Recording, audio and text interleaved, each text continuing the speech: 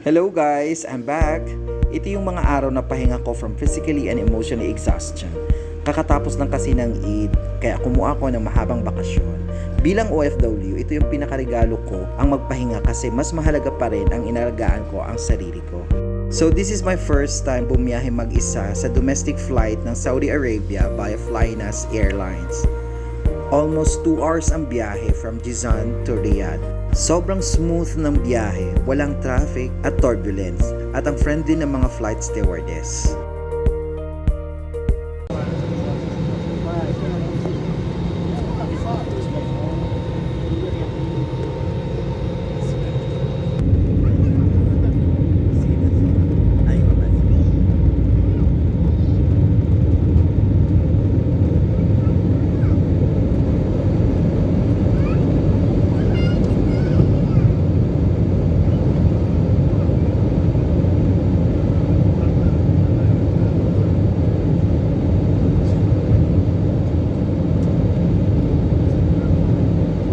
Pagdating ko ng Riyadh, sobrang excited ako kasi after 5 months, nakabalik ulit ako after my exit sa dati kong amo.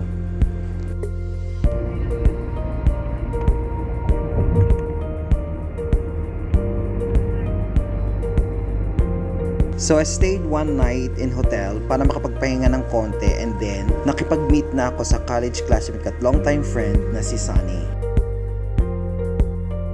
Namasyal, kwentuhan at kumain kami, and then I stayed overnight sa bahay niya dahil kinabukasan I had some errands to do.